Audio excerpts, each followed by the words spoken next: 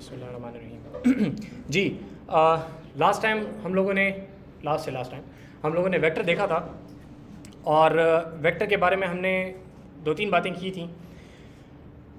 एक बात जो कि उसमें से ज़्यादा ज़रूरी बात थी वो ये थी कि वेक्टर जो है उसको आम तौर पे डिफ़ाइन इस तरीके से किया जाता है कि एक ऐसा नंबर जिसकी डायरेक्शन होती है, ठीक है। वो बात की थी कि इट्स नॉट रॉन्ग टू से दिस, लेकिन इट्स पार्शल, पूरी बात आप नहीं कर रहे अगर आप ये बात करें, क्योंकि कभी कभी इस तरह होता है कि वेक्टर जो है वो इस्तेमाल किया जाता है इस सेंस में कि उसकी डायरेक्शन नहीं होती but it's still a vector, ठीक है। हमने मिसाल ली थी कि आपके पास बोर्ड की अगर हाइट वेट में आपसे मांगता हूँ और आप मुझे वो देते हैं तो you will give me in the form of vector, और उस वेक्टर की फॉर्म में आप जब वो मुझे वैल्यू रिटर्न करेंगे तो उसको मैं ये नहीं कह सकता कि इस जो बात आप कर रहे हैं इसकी कोई डायरेक्शन है। It does not make any sense to call it a direction. यहाँ पे आप लोगों के जहन में ये सवाल आना चाहिए था, हो सकता है उस वक्त आया हो, नहीं आया हो, तो अभी मैं खड़ा कर लेता हूँ क्योंकि इसके आगे फिर हमने इसको थोड़ा सा और बिल्डअप करना है। वो सवाल ये है कि भाई इन दोनों को एक जगह पर डालने की ज़रूरत क्या थी। आपने कहा ना कि मुझे हाइट और वेट बताएं, तो आपने इस पूरी की पूरी चीज़ को वी क्यों कहा है, या ये किधर गया, ये जो आपने यहाँ पे बनाया हुआ है ये चीज़ 5,10, ये आपने क्यों बनाया है। आप ये क्यों नहीं कहते कि एच के लिए ले लें हाइट के लिए ले लें एच और विड्थ के लिए ले लें डब्ल्यू, h is equal to 5, width डब्ल्यू इज इक्वल टू 10, दो अलग अलग वेरिएबल ले लें। हम इसेंशियली कंप्यूटेशन ही करना चाह रहे हैं ना, चाहे मैथ्स में हैं या इसके अंदर हैं, तो यही कर लें, ये काम क्यों नहीं करते। ठीक है जी, बात समझ आ रही है, मसला समझ आया है। आप कह रहे हैं कि किसी चीज़ को सेव करने के लिए हमें दो नंबर चाहिए तो दो अलग अलग वेरिएबल ले लें, चाहे मैथ्स के वेरिएबल है या कंप्यूटर साइंस के वेरिएबल है, वेक्टर बनाने की ज़रूरत क्या है। सर उसमें एक मसला ये होगा जैसे अभी तो ये दो है, जैसे 1000 हो गए तो अगर ये 1000 हो गए तो एक मसला तो ये अपनी जगह पे, ठीक है जी, कि अगर ये आपके पास बहुत ज़्यादा होंगे तो कितने वेरिएबल्स बनाएंगे, ठीक है। फिर आप उसको, लेकिन आप ये भी कह सकते हैं कि V1 V2 V3 V4 V5 vector में भी तो आपने लिखने हैं, ऐसे भी लिख सकते हैं, ठीक है जी। तो इस बात को ज़रा समझें कि इसके बहुत सारे जवाब आपके जहन में आ सकते हैं, लेकिन एक जो फंडामेंटल कॉन्सेप्ट है जिसको आगे हम इस्तेमाल भी करना चाह रहे हैं, इस बात को ज़रा समझें कि, और बड़ा ये मैथ्स का बड़ा बुनियादी सा एक सवाल है, अगर कभी आप लोगों ने इसके ऊपर नहीं सोचा तो सोचेंगे तो हो सकता है अभी इसका वज़न आपको ना समझ आए, लेकिन जब ज़रा अगर तामुल से इसके ऊपर बैठ के सोचेंगे तो आपको लगेगा कि ये तो मैंने क्यों नहीं सोचा कभी। जब मुझे पहली दफ़ा पता चला था तो मैं भी बड़ा हैरान हुआ था, ठीक है। आमतौर पर लोग ये कहते हैं ना कि कॉम्प्लेक्स नंबर जो हैं तो वो बड़े अजीब से होते हैं, और इमेजनरी नंबर तो उसका नाम भी इमेजनरी है और वो बनाते हैं और पता नहीं क्यों होंगे। तो उसकी जो डिस्कशन की जाती है उसको एक स्टेप अगर पीछे ले जाएँ तो ये बताएं कि नेगेटिव नंबर्स का क्या फ़ायदा है। नॉर्मल जो आपके पास होल नंबर्स हैं ना उनकी तो सेंस समझ आती है कि भाई 1 2 3 मैंने गिनना है कि कितनी आइसक्रीमें मुझे खानी है, ठीक है, समझ आती है, कोई सेंस है इनकी, ठीक है। छोटे से बच्चे को भी समझ आती है कि भाई 3 आइसक्रीम्स मैंने खानी है, उसके बाद पेट ख़राब होगा लेकिन चलो 3 आइसक्रीम्स खानी है, ठीक है जी, समझ आती है कि नॉर्मल नंबर। नेगेटिव नंबर का क्या मतलब है।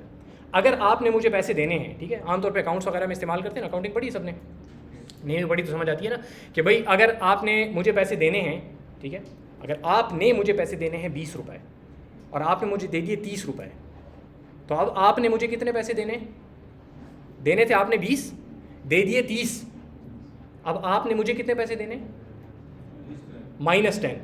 माइनस इस तरह ही हम एक्सप्लेन करते हैं ना कि जब उस तरफ जीरो से पलट जाते हैं तो माइनस में चले जाते हैं। इस जालत का क्या मतलब है। वहाँ पे ये क्यों नहीं कहते कि भाई आपने मुझे पैसे नहीं देने, मैंने आपको पैसे देने। बात सही होगी ना। इंसान अगर कोई हो, मैथमेटिशियन कंप्यूटर साइंटिस्ट ना हो, तो ऐसी बात करेगा ना इंसानों की ज़बान में कि भाई आपने अब मुझे पैसे देने ही नहीं है, मैंने आपको 10 रुपये देने। But why do we use negative numbers. Negative numbers के बगैर काम हो सकता है, हर चीज़ को आप उल्टा कर देना, कहीं ये उल्टा हो गया, लेकिन नेगेटिव नंबर्स की वजह से आसानी पैदा हो जाती है, ठीक है। जो भी कंप्यूटेशन है, आप जिन लोगों ने अकाउंट्स पढ़ा है, नहीं पढ़ा तो खैर जब पढ़ लेंगे तो अंदाज़ा एक हो जाएगा कि गिव एंड टेक और इस सारी कहानी के अंदर if you introduce the concept of negative numbers it just makes your life easy. उसके बगैर भी काम हो सकता है। अकाउंट्स के कुछ नोटेशन इस तरह जिसके अंदर ब्रैकेट्स इस्तेमाल करते हैं नेगेटिव नंबर की जगह पे, तो उसके बगैर भी काम हो सकता है, लेकिन नेगेटिव नंबर्स इंट्रोड्यूस करने से आपके पास आसानी बहुत ज़्यादा पैदा हो जाती है, ठीक है जी। इस तरीके से जो आपके पास इमेजिनरी नंबर्स हैं उसकी डिस्कशन हम यहाँ पे नहीं कर रहे, जिन्होंने नहीं पढ़ा हुआ खैर है, कोई मसला नहीं है, लेकिन इमेजिनरी नंबर इंट्रोड्यूस करने की वजह से आपके बहुत सारे प्रॉब्लम्स हैं जिनकी कंप्यूटेशन इतनी बड़ी कैलकुलेशन से इतनी सी हो जाती है, ठीक है, बहुत सारे फ़वायद हैं। सर स्केलर में तो सही है, मतलब सेंस नहीं बनाती, लेकिन वेक्टर में तो फिर माइनस सेंस बनाती है। लेट्स से एक्सेलरेशन में हम ले लेते हैं, जी जी, अगर एक्सेलरेशन में थोड़ा सा अगर चीज़ है ना दूसरे उस पर सेंस हर जगह पे बनाती है। मेरा पॉइंट सिर्फ ये है कि अगर आप ये कहें ना कि इसके बगैर भी तो काम हो सकता है, बिल्कुल हो सकता है, इनके ज़रिए से सिर्फ आसानी आती है। इस बात को समझें अच्छे तरीके से। ये बहुत सारी जगहों पे मसला आता है कि भाई इसके बगैर भी तो काम होता है, हम क्यों कर रहे हैं। उसके बगैर भी काम होता है, you're right, 100% true. The difference is उसके बगैर काम करने में आपको टाइम ज़्यादा लगेगा, आपका जो सोल्यूशन बनेगा वो सोल्यूशन इजीली अंडरस्टैंडेबल दूसरे बंदे के लिए भी नहीं होगा।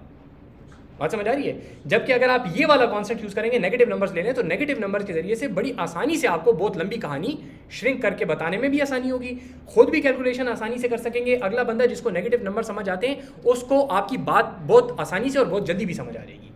इसी तरीके से इमेजिनरी नंबर्स के अंदर भी लोगों को मसला आता है कि भाई कर क्यों रहे हैं, इसके बगैर भी तो काम होता है। उसके बगैर बहुत सारे काम होते हैं, सिर्फ एक काम है उसके बगैर नहीं होता, उसके बगैर बहुत सारे काम होते हैं, लेकिन वो काम भी अगर आप इमेजिनरी नंबर से करते हैं तो वो बहुत अच्छे हो जाते हैं, बहुत आसान हो जाते हैं उस बंदे के लिए जिसको इमेजिनरी नंबर्स आते हैं। बात समझ आ रही है?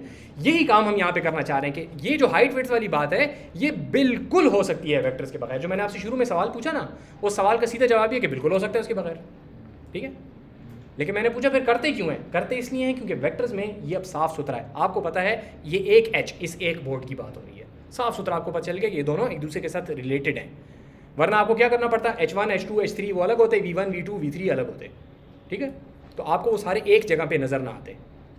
बात समझ आ रही है जी? इस तरीके से और बहुत सारे फ़ायदे हैं, कैलकुलेशंस वगैरह आगे आप लोगों ने लीनियर अलजेब्रा में बहुत सारी कहानियाँ पढ़ी हैं। लास्ट टाइम हम लोगों ने भी कुछ चेंज ऑफ बेसिस वगैरह की बात की थी कि जब आप वो काम करते हैं तो आपका काम आसान हो जाता है, उसके बगैर भी हो सकता है लेकिन मुश्किल होगा। बात समझ आ रही है जी? इस बात को ज़रा जहन में रखें, ठीक है, क्योंकि आगे अब जो मैं आपसे सवाल पूछूंगा ना तो उसके अंदर आप लोगों के जहन में फ़ौरन से ये सवाल आना चाहिए कि काम दूसरा भी होता है, ठीक है। उसकी तरफ आते हैं थोड़ा सा, ठीक है। ओके, सो हम लोगों ने वेक्टर की बात की थी और ये ज़रा जहन में रिकॉल कर लें कि हमने कहा था कि वी इन आर स्क्वायर का मतलब, इसको पढ़ते हैं वी इन आर स्क्वायर, ठीक है, या v is a member of नहीं कहता, अब लोग वी इन ही कहते हैं, ठीक है। वी इन आर स्क्वायर का मतलब है कि आपके पास वी जो है वो एक वेक्टर है और वेक्टर के अंदर कितने एलिमेंट्स हैं? 2 एलिमेंट्स हैं, ठीक है। वी इन आर3 का मतलब है, पी इन आर3 का मतलब है कि पी एक वेक्टर है और उस वेक्टर के अंदर एलिमेंट्स कितने हैं?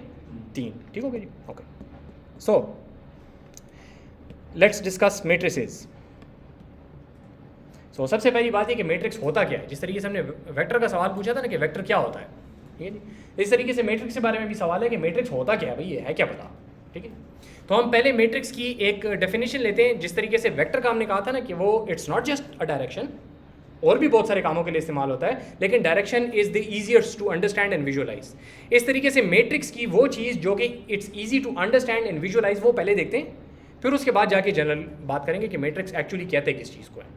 बात समझ आ रही है? ठीक है, ओके। सो आप लोगों ने अगर ये बातें पहले से देखी हुई हैं तो अच्छी बात है। I am doing this for the sake of completeness, और इसलिए क्योंकि आगे जाके इनसे हमें फ़र्क पड़ता है। अगर आप लोगों ने पहले ये बातें देखी हुई हैं अच्छी बात है, ठीक है जी। थोड़ा सा बर्दाश्त कर लें, मैं कुछ गलत बोलूँ तो मुझे बता दें। Okay, so the problem is कि मुझे यहाँ पे कुछ भी नज़र नहीं आ रहा। मैं लाइट ऑफ करता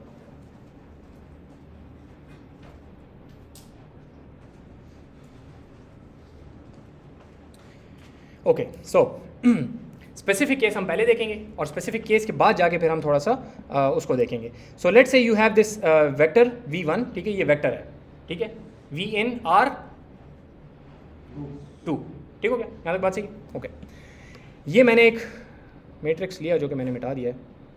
सो ये मेरे पास एक मैट्रिक्स है m, ठीक है, जिसकी वैल्यूज़ हैं 2 0 0 3। अभी तक मैंने मैट्रिक्स आपको बताया नहीं, लेकिन इतना तो पता है ना मैट्रिक्स ऐसे लिखते हैं, ठीक है, पढ़ गए मैं सारे के सारे।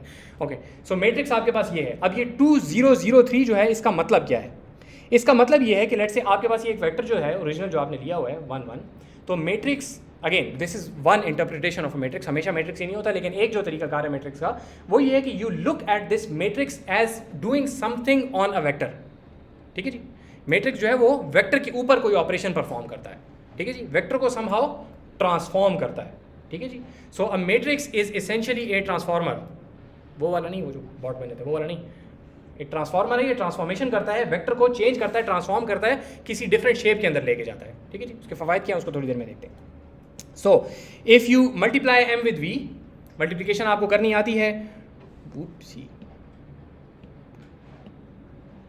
2 0 को 1 1 से मल्टीप्लाई करेंगे। ज़रा यहाँ पे देखें मैं क्या कर रहा हूँ, अच्छा ठीक है, जो लाइंस मैंने लगाई ना, 2 जो ओवल्स लगाए ये बड़े ज़रूरी हैं, बहुत ज़्यादा ज़रूरी है बात ये है। आप क्या करते हैं, 2 0 को 1 1 से मल्टीप्लाई करते हैं और रिटर्न आपके पास यहाँ पे क्या आ जाता है, ठीक, दोनों को मल्टीप्लाई करते हैं, सम करते हैं, सही हो गया।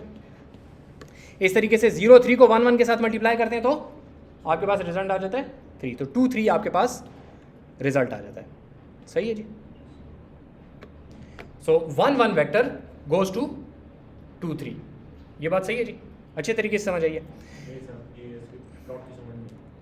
ये जो vector red vector original vector था हमारे पास, मैट्रिक्स का ऑपरेशन करने के बाद क्या हो गया, 2 3 बन गया।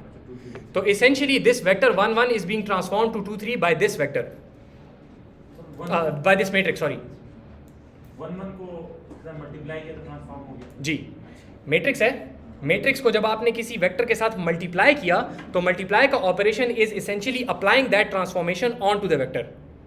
ठीक होगी जी, ये बात समझ आ गई जी। ठीक है, ये पहले देखा होगा ना, ये कॉन्सेप्ट तो पहले देखा होगा। ठीक है, मैट्रिक्स इज ए ट्रांसफॉर्मेशन, इसको थोड़ा सा विजुलाइज करके देखेंगे ताकि हजम हो जाए, आगे हमने इस्तेमाल करना है। ये ट्रांसफॉर्मेशन एडिशन से भी हो सकता है, मुख्तलिफ तरीक़ों से ट्रांसफॉर्मेशन हो सकती हैं, लेकिन जिस तरह डायरेक्शंस भी मुख्तलिफ तरीके से आप बता सकते हैं। Vector is one method of showing directions, but that is not the whole purpose of vector. इस तरीके से matrix can be use to capture transformations, लेकिन ट्रांसफॉर्मेशंस अगेन मैट्रिक्स का पूरा मकसद नहीं है। और मकासद एक दो अभी देखते हैं, आज के लेक्चर में देखते हैं। नहीं अब हमने ये मल्टीप्लाई किया ना जी, अगर 1 मल्टीप्लाई करने की जगह उसको ऐड करते हैं। जी, आप मैट्रिक्स को ऐड भी कर सकते हैं, ऐड इस फैक्टर के साथ तो ऐड नहीं कर सकते, लेकिन यू कैन इमेजिन कुछ इस तरह की सिचुएशन होती है जिसके अंदर आप ऐड कर सकते हैं, उसके सेमेंटिक्स फ़र्क होंगे। ट्रांसफॉर्मेशन अप्लाई करनी है तो that is through multiplication of one vector by A matrix. ठीक है जी, समझ आ गई। बाकी वो जो 2 3 वापस में मल्टीप्लाई बराबर करने होते हैं वो मैं भी बात नहीं कर रहा हूँ, ठीक है, कैलकुलेशन आप लोगों को पता है, सिर्फ हाई लेवल व्यू हम देखना चाह रहे हैं। सही होगी नहीं यहाँ तक? ठीक है, कोई सवाल हो तो पूछें साथ साथ। सो एसेंशियली आपके पास ये 2 3 आ जाता है, एंड व्हाट्स हैपनिंग इज़ कि आपके पास जो मैट्रिक्स खुद है that is essentially capturing A transformation. ठीक है, इस ट्रांसफॉर्मेशन को हम थोड़ा सा विजुअलाइज करने की कोशिश कर रहे हैं कि ये इससे 3 4 कॉन्सेप्ट जो हम आगे इस्तेमाल करना चाहते हैं तो उनको ज़रा सा अच्छे तरीके से देखेंगे। मैं थोड़ा सा आप लोगों को इसको जियोजेब्रा पे बता दूंगा। तो पहले बताएं, नज़र आ रहा है सबको? ठीक है, अभी कुछ है ही नहीं इसके अंदर इसलिए कुछ नज़र नहीं आ रहा, जो है वो नज़र आ रहा है। ठीक है, आपके पास 2 डॉट्स हैं, हमने यहाँ पे एक आई और जे लिया हुआ है, तो I is 1 0 and J is 0 1। ठीक है, जो नॉर्मली आपके पास वो होते हैं।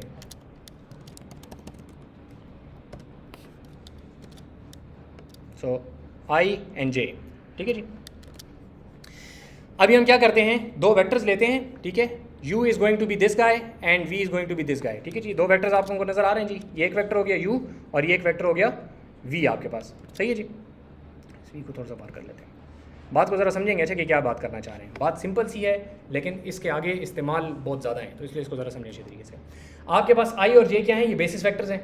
ठीक है, लास्ट टाइम भी बात की थी, बेसिस वेक्टर्स आपके पास क्या होते हैं कि if you can do something with the basis vectors, तो आप इस पूरी स्पेस के साथ भी वही सारे का सारा काम कर सकते हैं, क्योंकि यही बेसिस वेक्टर्स की कोई ना कोई लीनियर कॉम्बिनेशन जो है वो कोई भी आपके पास vector in this whole space create कर सकता है। ये बात सही है जी, यहाँ तक बात सही है? ओके, ये हमारे पास एक मैट्रिक्स बना हुआ है, यहाँ पे आप लोग देख सकते हैं m is equal to m11 m12 m21 और m22। ठीक है, ये असल में जियोजेब्रा की खातिर इस तरीके से बनाए हुए हैं कि ये 4 वेरिएबल्स बनाए और ये इन 4 वेरिएबल्स की वैल्यूज़ हैं। ठीक है जी, ये m11 m12 m21 और m22, तो ये आप देख रहे हैं 1 0 0 1 के ऊपर अभी सेट है। मकसद ये है कि हम इन वैल्यूज़ को चेंज करेंगे और देखेंगे इससे क्या फ़र्क पड़ता है। ठीक है, इस मैट्रिक्स को हम एक वेक्टर के साथ मल्टीप्लाई करेंगे, वो वेक्टर कौन सा है, अभी आपके पास u है और v है, ये 2 वेक्टर्स हैं, एक वेक्टर और भी अभी बनाते हैं जो इन दोनों के दरमियान में कहीं पे होगा। तो 2 बेसिस वेक्टर और एक कोई नॉर्मल वेक्टर हमने ले लिया। ठीक है जी, बात समझ आ रही है? कहीं पे समझना है तो मुझे बताएं। अच्छा, इसको आराम से करेंगे, तहम्मुल से शुरू में इस कोर्स में हम बहुत आराम से जाएंगे ताकि ज़रा ये चीज़ें आप लोगों को समझ आ जाए, तो आगे कल को इनके ऊपर चीज़ें बिल्ड करना आसान होगी। ये बात ज़रा जहन में रखें कि ये मैट्रिक्स के ऊपर मैं इतना ज़्यादा ख्वारी इसलिए कर रहा हूँ, पहले आप लोगों को बताया था कि आपके पास पूरी की पूरी मशीन लर्निंग, डाटा साइंस वगैरह वगैरह, ये जितनी विजन ले लें, डिजिटल इमेज प्रोसेसिंग ले लें, ये सारी की सारी आपके पास इसी एक मैट्रिक्स के सिंपल कॉन्सेप्ट के ऊपर चलती हैं। ठीक है, इसलिए बता रहा हूँ, आप लोग पहले पूरा लीनियर अलजेब्रा पढ़ के आए हैं, वहाँ शायद आप लोगों ने प्रैक्टिकल एप्लीकेशंस कंप्यूटर साइंस के पर्सपेक्टिव से ना देखी हों, इसलिए यहाँ पे हम थोड़ा कर रहे हैं ताकि इसको समझें। ठीक है, ज़रूरी बात है सारी बता रहा हूँ। ओके, तो ये आपके पास सिचुएशन है, ये m हमारे पास यहाँ पे, जब मैं इस वैल्यूज़ को चेंज करता हूँ तो यहाँ पे m को देख लेना चाहिए, m चेंज होगा यहाँ पे। ठीक है, इस वैल्यू को चेंज करता हूँ तो m चेंज होता है। सही है जी, ओके जी। अभी फिलहाल ये u सीधी लाइन है और j x एक्सिस और y एक्सिस 2 बेसिस वेक्टर्स फिलहाल मैंने बनाए हुए हैं। ठीक है, फिलहाल अभी कुछ भी नहीं कर रही है, शायद आप लोगों को नज़र नहीं आ रहे हो, मैं इनको थोड़ा सा डार्क कर लेता हूँ ताकि आप लोगों को नज़र आ जाए।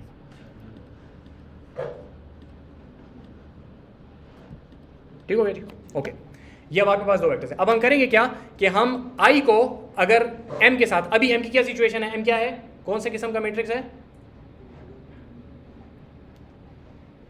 1 0 0 1 आइडेंटिटी मैट्रिक्स है। ठीक है जी, इसका मतलब है कि अगर इस आइडेंटिटी मैट्रिक्स को आप u के साथ मल्टीप्लाई करेंगे तो u के ऊपर कोई बला नहीं पड़ेगी, u वैसे का वैसे ही रहेगा।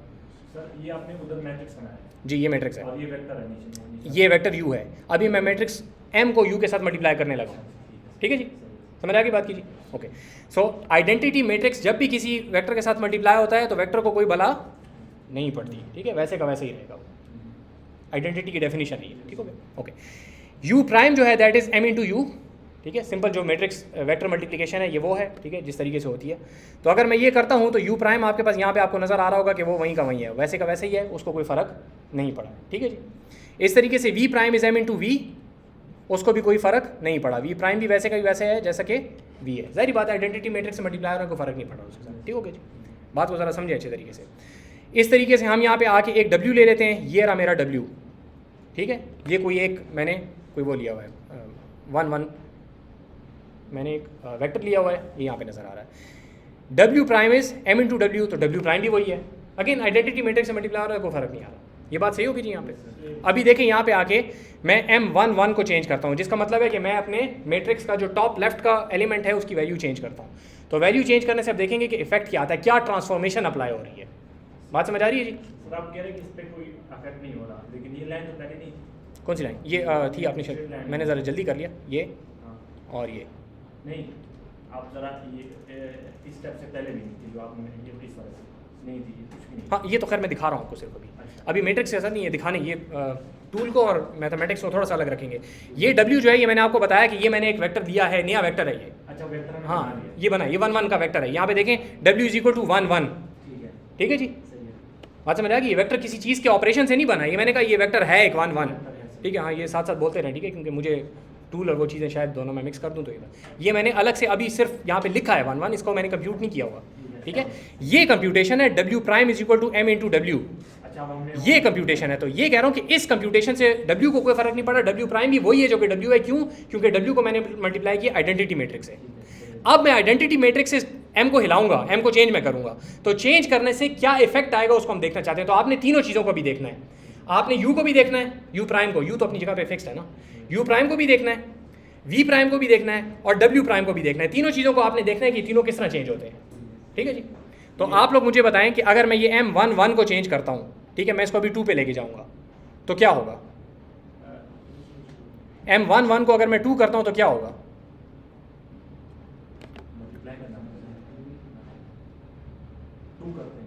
m1 1 को मैं 2 करूंगा तो पहली बात तो ये कि आपके पास ये जो मैट्रिक्स है यहाँ पे आ जाएगा 2, नज़र आ रहा है जी?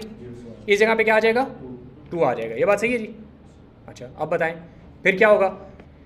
पहले बताएं, v प्राइम को कोई फर्क पड़ेगा? मैंने पीछे क्या किया था, अभी नोट्स में मैंने क्या किया था, देखें, this thing is not changing, this is still 0 1, ठीक है जी। तो आपके पास ये जो चीज़ आखिर में बनेगी, सही है, v प्राइम आपके पास, v आपके पास क्या है? 0 1, ठीक है। तो ये चीज़ नहीं चेंज हो रही, ये चीज़ इसके साथ मल्टीप्लाई होगी। एरो को देख रहे हैं ना, तवज्जो रखें ज़रा यहाँ पे। अच्छा देखें, ये बात इसलिए बता रहा हूँ, ये इंट्यूशन यहाँ पे डेवलप करेंगे, आगे जाके मशीन लर्निंग के बहुत बड़े बड़े कॉन्सेप्ट्स के अंदर आसानी रहेगी, इसलिए टाइम लगा रहा हूँ इसके ऊपर, अच्छे तरीके से समझें। आपके पास v यहाँ पे क्या होगा? v क्या है? 0 1, वर्टिकल है ना, y एक्सिस पे 1 है, x एक्सिस पे 0 है, ठीक है, वो 0 1 है, ठीक है। दोबारा भी देख लें यहाँ पे, खैर है, v इज़ 0 1। ये जूम इन हो सकता है, ये ले, ठीक है, v इज़ 0 1, ठीक है। यहाँ पे क्या लिखा हुआ है? 0 1। यहाँ पे है आइडेंटिटी मैट्रिक्स, जान के नहीं लिख रहा हूँ, मैं कहता हूँ कि आप लोग ज़रा सोचें, थोड़ा सा अपने दिमाग को हाजिर करें। यहाँ पे लिखा हुआ है 1 0 0 1, ठीक है। ये जब इसके साथ मल्टीप्लाई होता है तो ये पूरी की पूरी चीज़ ये मल्टीप्लाई हो रही है इसके साथ, ठीक। ये अभी भी 0 1 ही रहेगा, मैं किसी चीज़ को चेंज कर रहा हूँ, इसको, ठीक है, मैं किसको चेंज कर रहा हूँ? इसको मैं 1 से 2 करूँगा, ये तो नहीं चेंज हो रहा ना, ठीक है। ये इसके साथ मल्टीप्लाई हो रहा है, ये दोनों जब इसके साथ मल्टीप्लाई होंगे तो ये तो 0 है, ये बात तो वैसे ही ख़त्म हो गई, और ये चीज़ जो है ये वही आइडेंटिटी रहेगा। तो इसेंशियली आपके जो v है, ठीक है, जो कि वर्टिकल है, ये v जो है, इस v के साथ अभी भी 1 0 ही मल्टीप्लाई हो रहा है। बात समझ आ रही है जी? देखें, मुझे पता नहीं समझ आ रही, सब्र करें जी, मुझे पता नहीं समझ आ रही, देखें, इसीलिए 3 लाइन लगाई हैं। अब देखें यहाँ पे, सो वी हैव 1 0 0 1, ठीक है जी। इसको मैं मल्टीप्लाई कर रहा हूँ 0 1 के साथ, इससे क्या बनता है 0 1। ये बात तो सबको क्लियर है, ठीक हो क्या। ये 0 1 नीचे जो मैंने लिखा है ये कहाँ से आया है, ये आया है, इसको मैंने मल्टीप्लाई किया इसके साथ तो ये आया, सही है।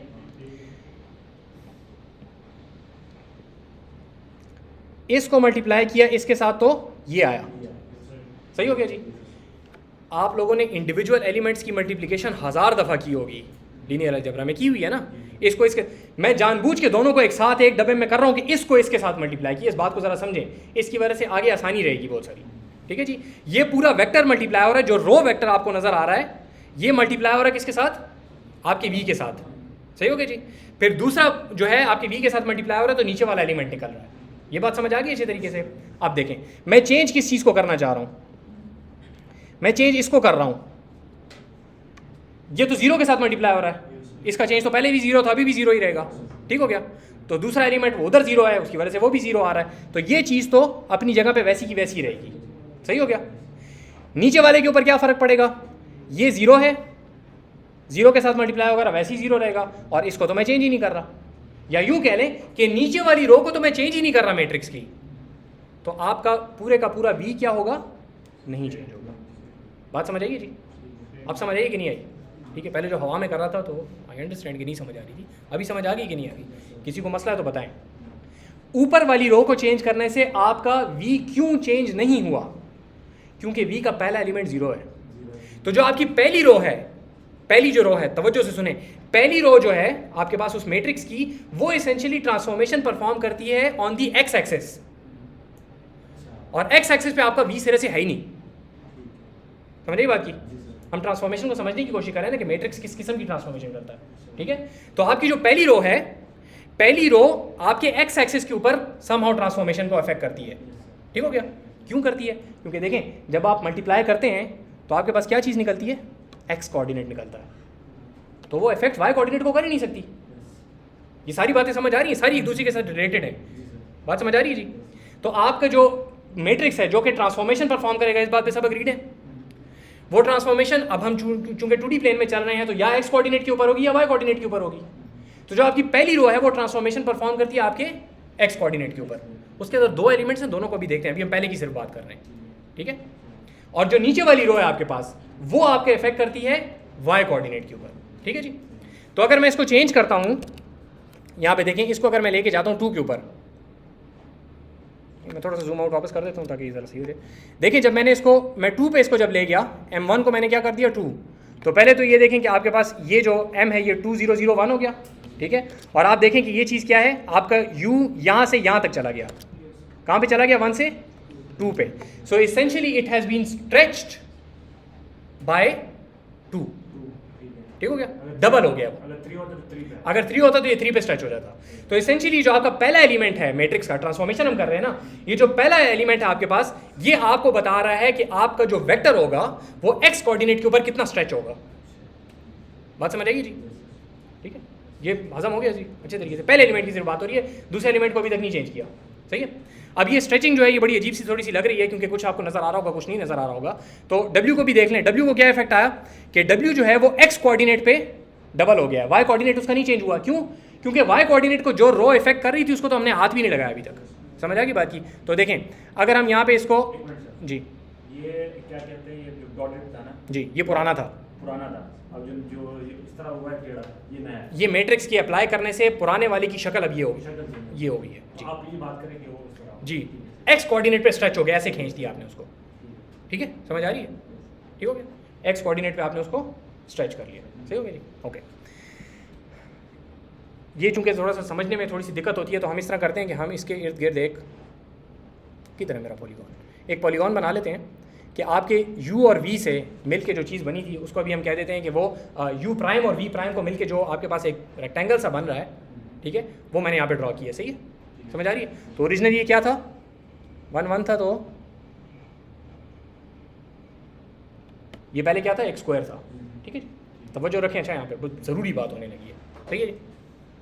ये जब मुझे पहली दफ़ा पता चली थी ना तो वो इमोजी नहीं होता, वो literally I was like that. फिर जब मैंने पोस्ट की तो मुझे 2-3 बंदों ने, जो कि बड़ी हमारे यहाँ की भी बड़ा अच्छा ग्रेजुएट था उसको भी, और एक और बंदे को जो कि एक अच्छी बड़ी लैब में एक जगह पे काम कर रहा है, उसने मुझे कहा कि मतलब these are people who understand linear algebra, who apply them, और ये उनके जहन में नहीं था। ठीक है, मैंने बड़े अरसे से मैं इस्तेमाल कर रहा हूँ, मुझे भी आई गेस 1 साल पहले पता चला ये, and I was blown away कि ये इतनी अजीब सी छोटी सी बात जो है ये, इससे कितना फ़र्क पड़ता है आपकी अंडरस्टैंडिंग के ऊपर। इसलिए अच्छे तरीके से उसको समझें, पहले देखिए तो अच्छी बात है, रिवाइज हो जाएगा थोड़ा सा। सो आपके पास देखें अभी क्या है, u और v यहाँ पे हैं जब आप इस मैट्रिक्स के साथ मल्टीप्लिकेशन कर रहे हैं। हमने क्या कहा कि अगर मैं इस मैट्रिक्स के बिल्कुल पहले टॉप लेफ्ट एलिमेंट को अगर 1 से 2 करता हूँ तो x कोऑर्डिनेट के ऊपर ये क्या करेगा, हर वेक्टर को क्या कर देगा, स्ट्रेच कर देगा बाय 2। ठीक है, तो ये जो आपके पास x कोऑर्डिनेट है इसेंशियली क्या होगा कि ये ट्रांसफॉर्म हो जाएगा बाय 2, तो पूरे का पूरा आपका x प्लेन जो है इस तरीके से खिंच जाएगा आगे की तरफ। ठीक है, तो ये जो एरिया आपको नजर आ रहा है, ये एरिया क्या हो जाएगा, डबल हो जाएगा। बात समझ आइए जी, अच्छे तरीके से समझिए। एक्स कोऑर्डिनेट के ऊपर जब ये डबल हो जाएगा, ये रेक्टेंगल इस तरह बन जाएगा, तो एरिया पूरा अभी 1 है, अगर 1 × 1 1, तो ये 2 × 1 क्या हो जाएगा, एरिया डबल हो जाएगा। ठीक है जी, देखें इसको, जब मैंने इसको 2 किया तो इसका एरिया क्या हो गया, डबल हो गया। एरिया यहाँ पे हमने कंप्यूट किया हुआ, इसको आप देख सकते हैं, area is equal to now 2। ठीक है जी, समझ आ रही बात की, एरिया 2 हो गया। ज़रा से यहाँ पे रुकें 1 सेकंड के लिए और ये देखें कि आपके पास ये जो 2 आपने निकाला है, ठीक है, ये 2 हम किस तरीके से निकाल सकते हैं। तो एक इसको देख के आंखें बटाटे इस्तेमाल करके निकाल लेंगे ना कि क्या रेक्टेंगल 1 1 से कहाँ चला गया।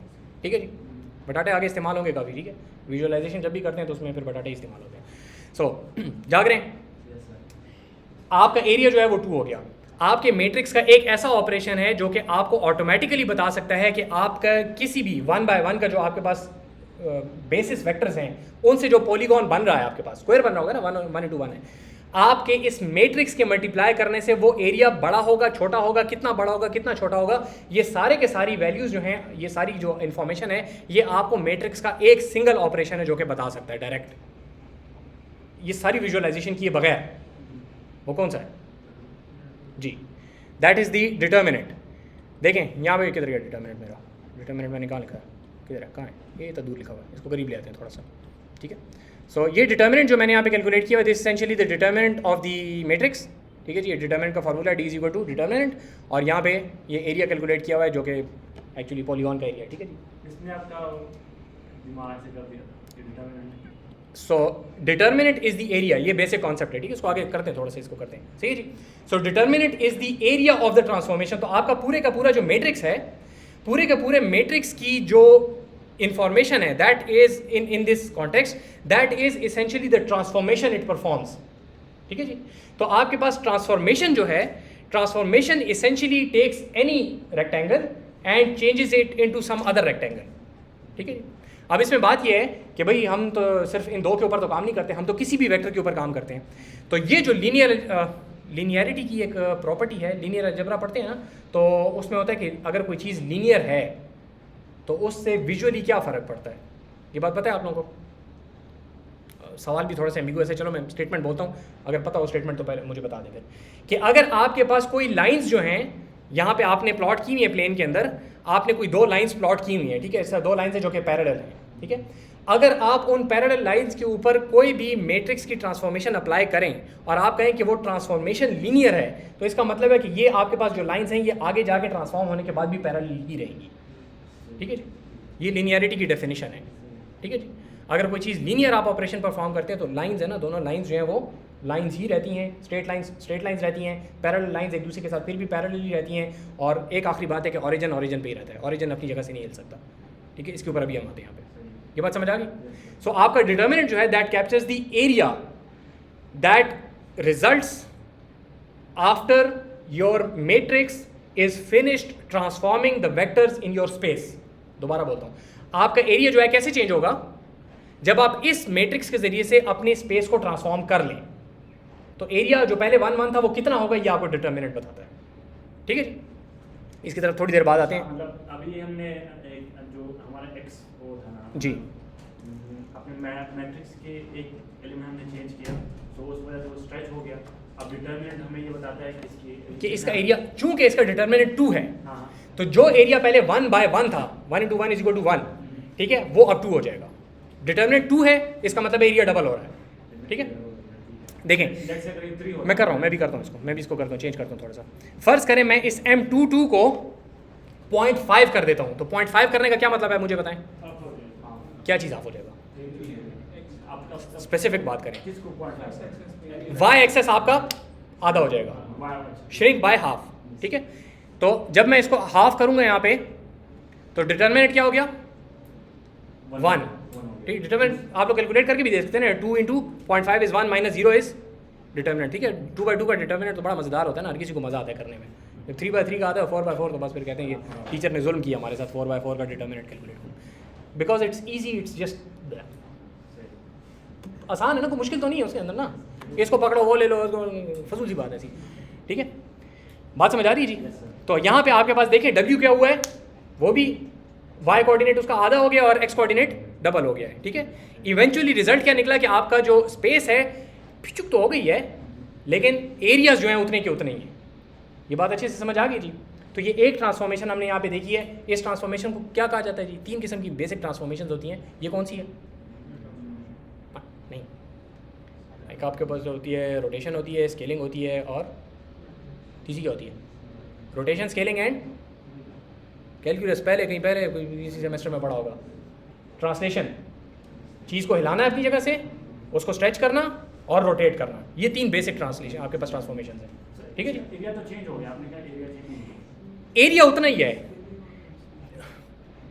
बात समझे ज़रा, स्पेस चेंज हो गई आपकी, स्पेस ऐसे आपने डबल कर दी और ऐसे आपने आधी कर दी है। तो जो 1/1 का एरिया था, एरिया उतना ही, एरिया स्टिल 1, लेकिन शेप फर्क हो गई है। आप इसको वो करें 0.5 से 1 करें,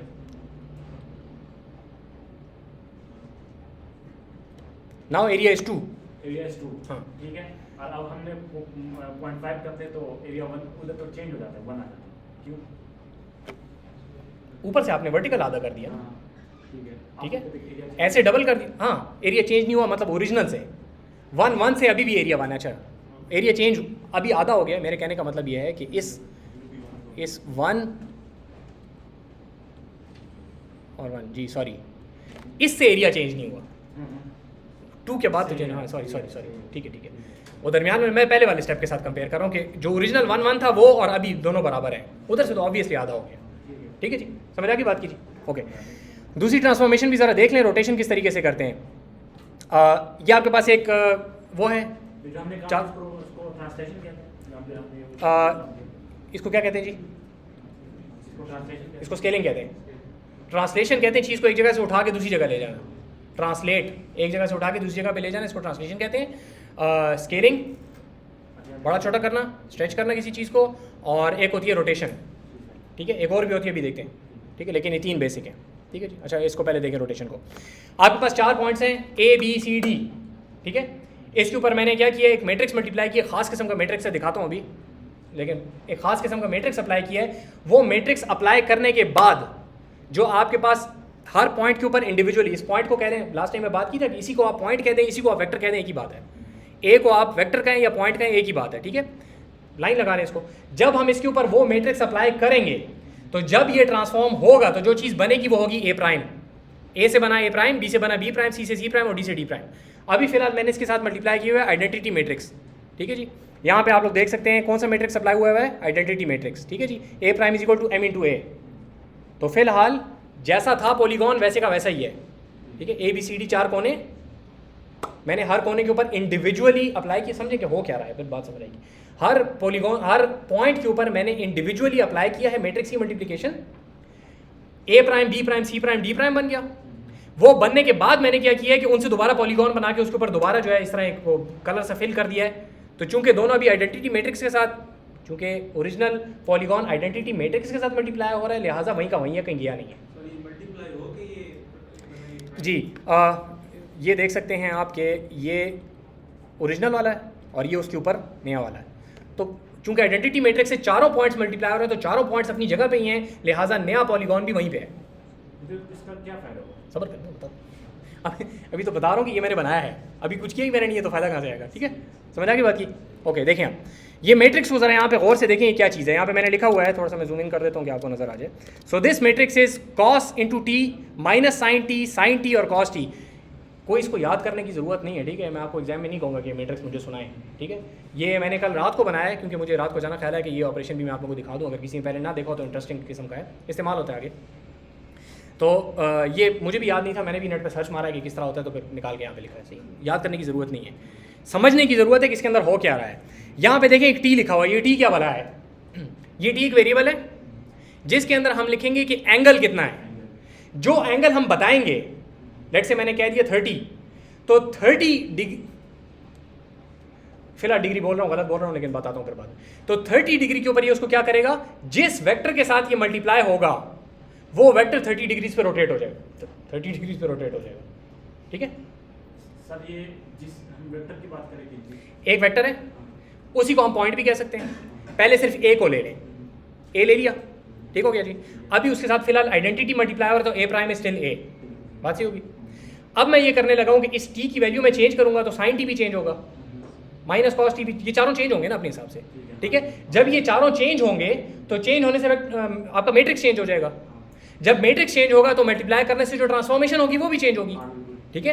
तो द पॉइंट इज कि ये एक ऐसा स्पेसिफिक खास किस्म का मैट्रिक्स है कि जब इसके अंदर आप टी के अंदर वैल्यू 2 डालते हैं तो आपके पास मैट्रिक्स जो ट्रांसफॉर्मेशन परफॉर्म, जो मैट्रिक्स बनता है वो जो ट्रांसफॉर्मेशन परफॉर्म करता है, वो ट्रांसफॉर्मेशन बेसिकली रोटेशन होती है बाय 2 डिग्रीज।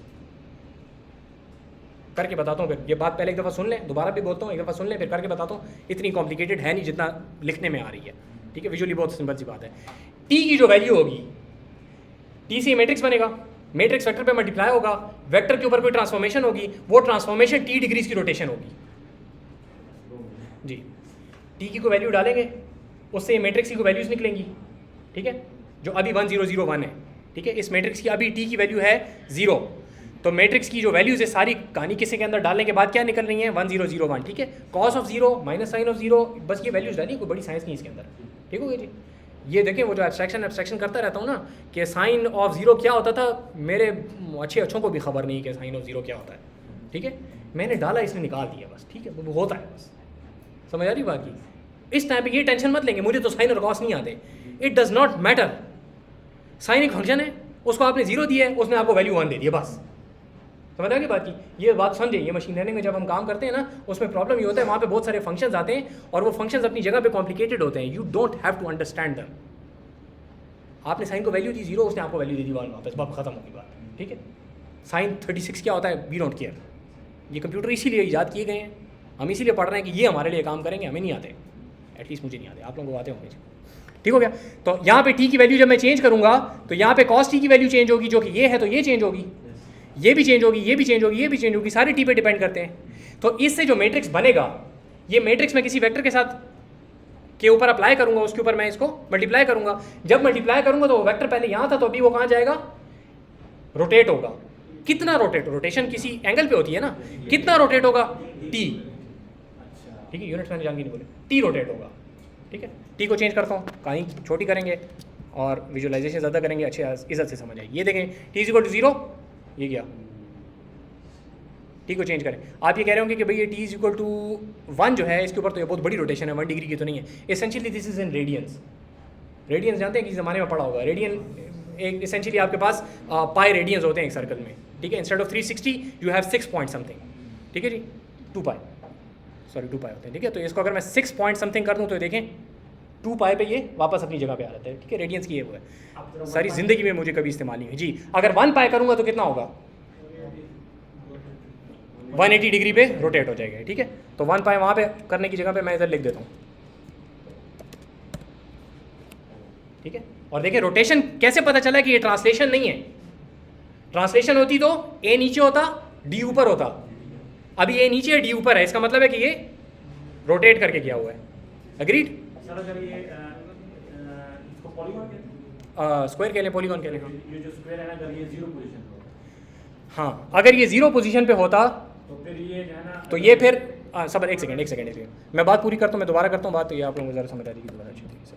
जब ये 0 है, ये पॉलीगॉन जान के ऊपर बनाया हुआ है ताकि रोटेशन आप लोगों को नजर आए। मैट्रिक्स की डेफिनेशन मैंने थोड़ी सी इनकम्प्लीट की है। मैंने कहा ना कि ये मैट्रिक्स है, given t it rotates a vector by t radians. अब सही बात कर देते हैं, बाय टी रेडियंस। रोटेशन हमेशा होती है अगेंस्ट अ पॉइंट। आपने रोटेट करना है किसी चीज़ को, ये चीज़ है, ठीक है। अगर आप इसको कहते हैं इसको रोटेट करो, तो this is a rotation, this is also a rotation, this is also a rotation. समझ आ रही बात की कि नहीं? आपकी रोटेशन हमेशा किसी पॉइंट के अगेंस्ट होती है जिसको कहा जाता है एंकर पॉइंट। यहाँ पे आप पकड़ते हैं, इसके साथ रस्सी बांधते हैं और इसको कहते हैं इस तरह लात मारते हैं तो ये घूमता है इस तरह। अगर वो पॉइंट आपने यहाँ लिया हुआ तो ये ऐसे घूमेगा, ठीक है। तो हम कहते हैं ना अर्थ रिवॉल्व्स या रोटेट्स अराउंड इट्स एक्सेस, तो वो एक्सेस जो होता है that is the anchor point, उसके गिर्द घूमती है चीज़, ठीक है। और रोटेट्स अराउंड द सन जब हम कहते हैं तो उससे मुराद क्या होता है कि सन इज द एंकर पॉइंट और अर्थ ऐसे रोटेट कर रही है, ठीक है। थोड़ी बात गलत है लेकिन बार सही होगी जी, बात समझ आ रही है। तो यहाँ पे डेफिनेशन इसकी जो है वो क्या है, तवज्जो से सुने। डेफिनेशन क्या है कि if you want to do a rotation around the origin, तो आप इस मैट्रिक्स के साथ मल्टीप्लाई करेंगे। अगर आप किसी और जगह के हिसाब से करना चाहते हैं तो क्या करेंगे, बेसिस चेंज करें, रोटेशन करें, बेसिस वापस करें। सुने, हाँ, ये पिछले लेक्चर के साथ रिलेटेड है, इस वजह से पुश करके गई होगी ऊपर से। सुने, लास्ट टाइम बात ये की थी कि जब भी आपने एक कोऑर्डिनेट की वैल्यूज़ हैं आपके पास और काम आपने किसी और कोऑर्डिनेट्स पे करना है, ठीक है, आपने काम किस पे करना है, इस कोऑर्डिनेट के हिसाब से करना है ना, यहाँ रोटेशन करनी है, ठीक है, रोटेशन इसके अगेंस्ट करनी है आपने। तो दो तरीके, एक तो एक इस फॉर्मूले को चेंज करने, इसके अंदर एक आसानी से चेंज करने से हो जाता है, लेकिन दूसरा तरीका बता रहा हूँ। अभी आपके पास बेसिस क्या वेक्टर्स हैं, ये आई और जे, ठीक है। चेंज ऑफ बेसिस करें, इसको बना दें आई और जे जो इसका सेंटर है, फिर यही आप मैट्रिक्स इसके साथ मल्टीप्लाई करें, रोटेशन हो जाएगी। चेंज ऑफ बेसिस दोबारा कर लें, चेंज क्यों दोबारा क्यों कर रहे हैं? क्योंकि ओरिजिनल तो हमारे पास ये वैल्यूज़ है ना, ठीक है। रोटेशन करने के लिए हमने चेंज ऑफ बेसिस की थी, वापस आ गए, ठीक है। ये बात नहीं समझ रही थी तो खैर इतना बड़ा मसला नहीं है, सिर्फ इतनी बात को समझे कि आपके पास जो रोटेशन है वो क्या होती है, around the origin using this vector, ठीक है जी। इसको करने का आसान तरीका, तो बेसिस वो पॉइंट रहेगा, बताया वो एंकर पॉइंट के जरिए से हम कर सकते हैं। एक तरीका और भी तरीके हैं इसके साथ, ठीक है जी। किसकी वैल्यू जी, सो टी की value if you take into the minus, ये आपके पास, so that's the great thing about this specific matrix. ये साइन टी कॉस टी है, बड़ी मतलब लोगों ने किसी बेवकूफ़ नहीं कहेंगे, किसी बहुत फारिग बंदे ने, बेवकूफ़ इसलिए नहीं क्योंकि ये चीज़ बनाई है तो बेवकूफ़ तो नहीं होगा, लेकिन बड़ा फारिग बंदा होगा जिसने बैठ के ये फार्मूला निकाला कि this does rotations in 3D as well. 3D का भी इस तरह की एक वेरिएशन है इसकी, ठीक है, 3D में भी करता है। ये कहानी आपको क्यों बताइए, अगेन ये जो सारा आपको न्यूमेरिकल का और ये सारी की चीज़ों का जो मकसद है ना, ये सारी की सारी ट्रांसफॉर्मेशन होती हैं। गेम डिज़ाइन की एग्जांपल इसलिए देता हूँ आप लोगों को फ़ौरन विजुअलाइज करने में आसानी होगी, ठीक है। आप कोई भी चीज़ लेते हैं ना, आप उसको वो करते हैं, माइनक्राफ्ट देखी हुई है किसी ने, ठीक है। तो माइनक्राफ्ट जिन्होंने नहीं देखी हुई है, ब्लॉक्स होते हैं, हम उनको घुमाते हैं और रखते हैं एक दूसरे के ऊपर, ठीक है। तो उसके अंदर एसेंशियली यही ट्रांसफॉर्मेशन हैं। कोई भी आप गेम ले लें, उसके अंदर क्या होता है, आपके पास फर्स्ट पर्सन शूटर है, आप यूँ खड़े हैं, आपने उसको रोटेट करना है, ठीक है।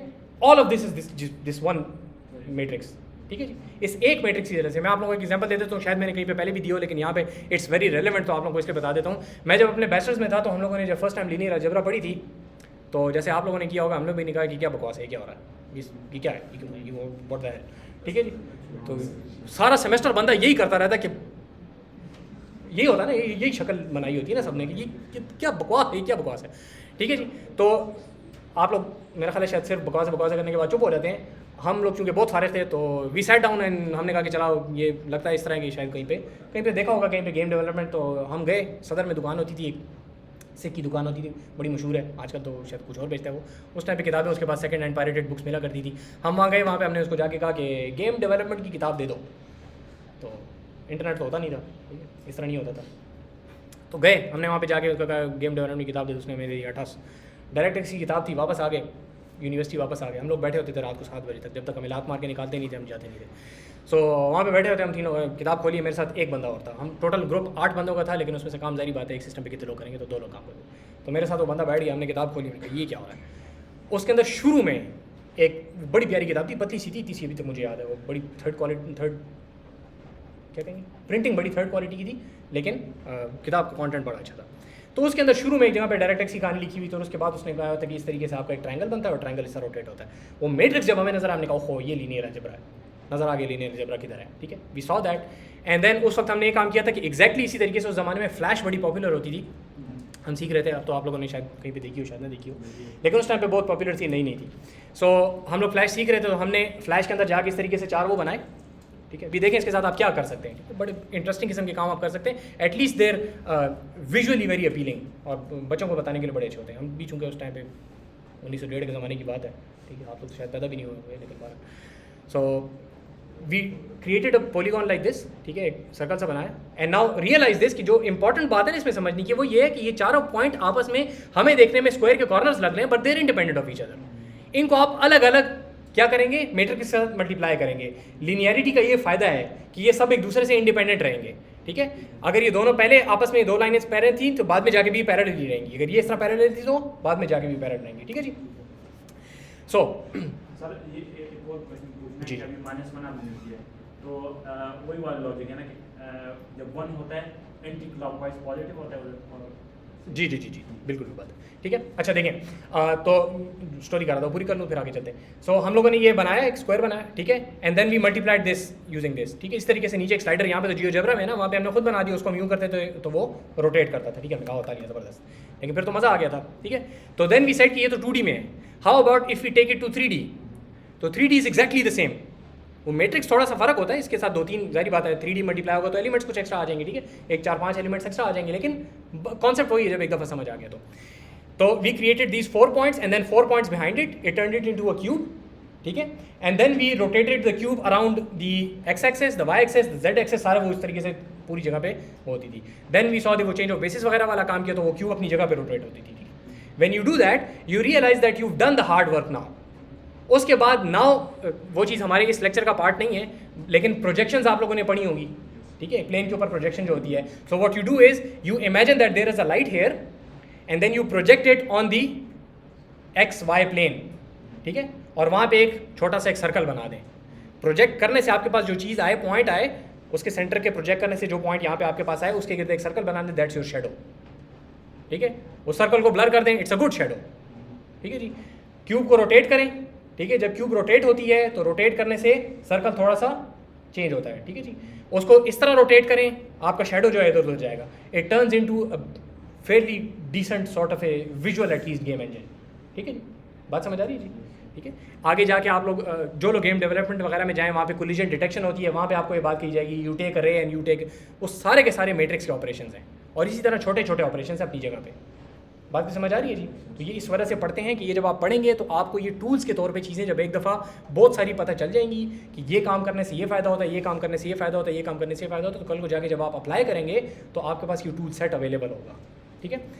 Imagine for a minute that you have not studied जितना लीनियर अलजेब्रा आपने पीछे पढ़ा हुआ है, ठीक है, मैंने तो आपको सिर्फ बताया ना इतनी, बाकी लीनियर अलजेब्रा आप लोगों को ये बात इसलिए समझ आ रही है क्योंकि वो पढ़ के आए हुए हैं, वो ना पढ़ के आए तो मेरी कहानी ना समझ आ रही होती है आप लोगों को, समझ आ रही है। तो मैं लीनियर अलजेब्रा के पीछे बातें नहीं कर रहा हूँ, मैं आप लोगों को सिर्फ ये बताना चाह रहा हूँ कि the thing that you studied over there you can apply it in a huge variation of activities.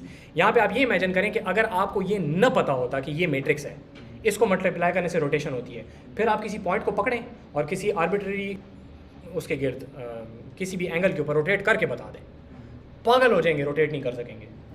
इसके ऊपर डेकेड्स लगे ना, जिस भी बंदे ने ये बनाया है एफर्ट लगा ना उसके ऊपर, यू विल एसेंशियली बी री इन्वेंटिंग द होल थिंग। लोग जब जाते हैं ना गेम डेवलपमेंट वगैरह में और उसमें जब आप यूनिटी वगैरह से थोड़ा सा एक स्टेप आगे हो जाए, ठीक है, वो तो हर कोई कर सकता है, वो तो पॉइंट एंड क्लिक है ना, उसके लिए तो कंप्यूटर साइंस की डिग्री की ज़रूरत नहीं है। जब आप एक्चुअल यूनिटी की डेवलपमेंट किस तरीके से होती है, गेम इंजन किस तरीके से बनते हैं, फिजिक्स वगैरह किस तरीके से होती है, और इवन जब आप यूनिटी वगैरह के अंदर भी काम करते हैं तो when you go beyond a certain point तो फिर आपको काम करना पड़ता है, ठीक है, थोड़ा ये काम करने पड़ते हैं। सो रियलाइज कि if you don't understand this stuff, ठीक है जी, जो कि लीनियर अलजेब्रा में आपने सारी पढ़ी है, तो you will be spending a huge amount of time trying to reinvent the wheel. बात समझ आ रही है, ठीक है। इस वजह से ये कोर्सेज जो पढ़ाए जाते हैं तो इनका अपना मकसद होता है, सिर्फ इतना काम किया करें कि इनको लिंक किया करें कि हर चीज़ के साथ इनको हम कहाँ पे अप्लाई करेंगे, ठीक है। तो इस तरह के 2-3 कॉन्सेप्ट्स और हैं जिनको हम यहाँ पे थोड़ा सा आगे देखना चाह रहे हैं, इसको ज़रा देख लें। मेरा किस्सा ख़त्म नहीं हुआ, किस्सा थोड़ा सा चल रहा है लेक्चर, ठीक है जी। साइड में तो एक एक्स्ट्रा ट्रांसफॉर्मेशन आपको दिखाने सिर्फ गया था, वापस आ जाए इधर, सही है। So now we have done scaling along x axis, scaling along y axis, ठीक है, बहुत पॉजिटिव एंड नेगेटिव स्केलिंग दोनों हम कर सकते हैं, और रोटेशन भी कर सकते हैं, ठीक है। ट्रांसलेशन हम नहीं कर सकते, मैट्रिक्स मल्टीप्लिकेशन से ट्रांसलेशन नहीं हो सकती। क्यों नहीं हो सकती? अभी थोड़ी देर पहले मैंने एक डेफिनेशन बताई है। ट्रांसलेशन मैट्रिक्स मल्टीप्लिकेशन से आप नहीं कर सकते। क्यों? ऑरिजिन से रिलेटेड कोई बात है, और ट्रांसलेशन से ऑरिजिन भी चेंज हो जाएगा। अगर आप सारे के सारे प्लेन को यूं करेंगे तो ऑरिजिन अपनी जगह से हट जाएगा ना।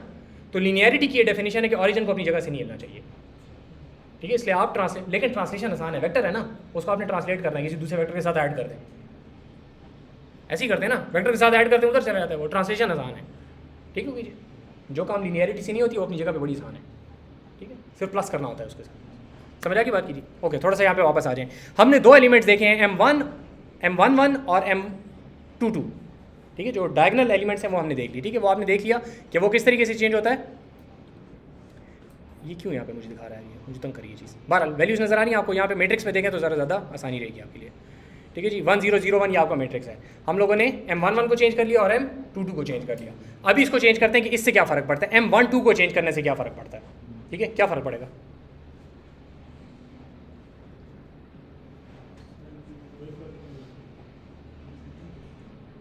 मैट्रिक्स है ना, मल्टीप्लाई हो रहा है। ठीक है, तो पढ़ना चाहिए कि नहीं चढ़ना चाहिए। यहाँ पे इसके लिए यहाँ जाएंगे और यहाँ जाके देखेंगे। वापस दोबारा इस पे आ जाए। 1 0 को मैंने 0 1 से मल्टीप्लाई किया, 1 0 को 0 1 से मल्टीप्लाई किया तो ये चीज़ बनी।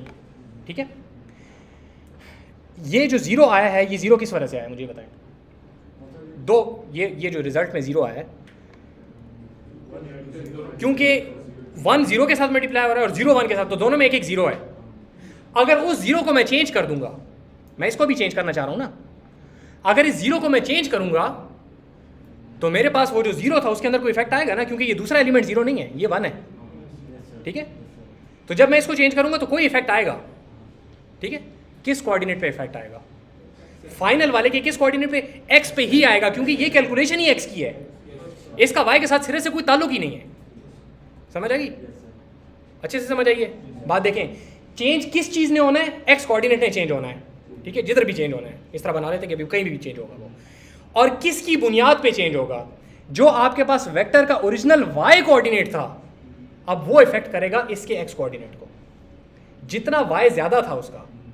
ठीक है, अभी तो 1 है ना, अगर ये वाई 1000 होता और मैं यहाँ पे 0.1 कर दूं इसको 0 को, तो 100 का इफेक्ट आ जाएगा।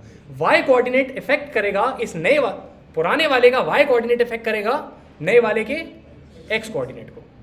सो this is essentially taking some piece of the y coordinate of the original and affecting the x coordinate of the transformed vector. ठीक है, ये कहानी इतनी बड़ी करने की कोई जरूरत नहीं, वहाँ पे देख लें समझ आ जाएगी। हाँ, लेकिन अभी नीचे वाली रो को मैं चेंज नहीं कर रहा। नीचे वाली रो वाई कोऑर्डिनेट को इफेक्ट करती है, उसको भी मैंने चेंज नहीं किया फिलहाल। आते हैं उसकी तरफ, आते हैं, एक एक करके लेंगे इसको। ठीक है, ये बात समझ आ रही है ना। देखिए पूरी रो को, इस बात को समझें कि आपका जो वाई एक्स कोऑर्डिनेट बन रहा है वो पुराना वेक्टर की वैल्यू इज इंपॉर्टेंट, यस, लेकिन जो मैट्रिक्स है उसकी पहली रो के साथ उसका इफेक्ट आ रहा है। बात समझ आ रही है कि नहीं आ रही जी। ठीक है जी, कहीं पे मसला हो तो मुझे कहें कि सर आहिस्ता हो जाए। ठीक है, मेरे पास बहुत ज़्यादा काम नहीं कराने के लिए, आराम आराम से जाएंगे। ठीक है जी, इन चीज़ों को जब समझ जाएंगे ना, आगे जाके बहुत बड़े बड़े मॉडल्स हैं जो कि आपको बड़ी आसानी से फिर समझ आएंगे। क्योंकि वहाँ पे मैं अक्सर ये मशीन लर्निंग जब पढ़ाता हूँ, वहाँ पे कहता हूँ कि मशीन लर्निंग के जो एक्सपर्ट्स हैं ना, उनको आप देखें वो हवा में ये कर रहे होते हैं। ठीक है, बड़े बड़े लेक्चर्स आप उठा के देख लें, जो अच्छे जो एक्सपर्ट्स हैं उसके, वो हवा में ये कर रहे होते हैं। आप कहते हैं क्या बकवास कर रहे हैं, मतलब वो कहेगा इसको यहाँ कर दो, इसको कहेंगे ये यहाँ और यहाँ क्या है, ये यही चीज़ें जो मैं भी करता हूँ, आपको नज़र आ रहा हूँ ना, एग्जैक्टली यही काम करते हैं। ठीक है, इसलिए कहता हूँ हवा में ज़रा सोचने की आदत डालेंगे तो वो मॉडल्स, उनकी डिस्कशंस आपको फिर समझ आएंगी। गुड, ओके, सो मैं इसको चेंज करने लगा हूँ। देखिए मैं इसको लेके जाता हूँ आगे, क्या हुआ, चेंज एक्स कोऑर्डिनेट ही हो रहा है। ठीक है, चेंज एक्स कोऑर्डिनेट ही हो रहा है, सही है ना, सही है, लेकिन किस बुनियाद पे, वाई कोऑर्डिनेट की बुनियाद पे। कैसे पता चला कि वाई कोऑर्डिनेट की बुनियाद के ऊपर चेंज हो रहा है। एक्स एक्सेस जो है ना, जहाँ पे वाई 0 है वो अपनी जगह पे बैठा हुआ है, यू अपनी जगह पे बैठा हुआ, वो नहीं हिल रहा। क्यों, क्योंकि वहाँ पे वाई कोऑर्डिनेट 0 है। दो चीज़ें ना, ये उसके साथ मल्टीप्लाई हो रही है, उसमें वो 0 है, तो जब 0 है इसके साथ करें मल्टीप्लाई, 0 का 0 ही रहेगा अपनी जगह पे। ठीक है, तो नाउ ट्रांसफॉर्म्ड वेक्टर का एक्स कोऑर्डिनेट इफेक्ट हो रहा है depending on the original vector के Y coordinate, which is exactly what we are saying over here. इसका एक्स कोऑर्डिनेट चेंज हो रहा है based on the Y coordinate of the original. समझ आ रही बात कीजिए।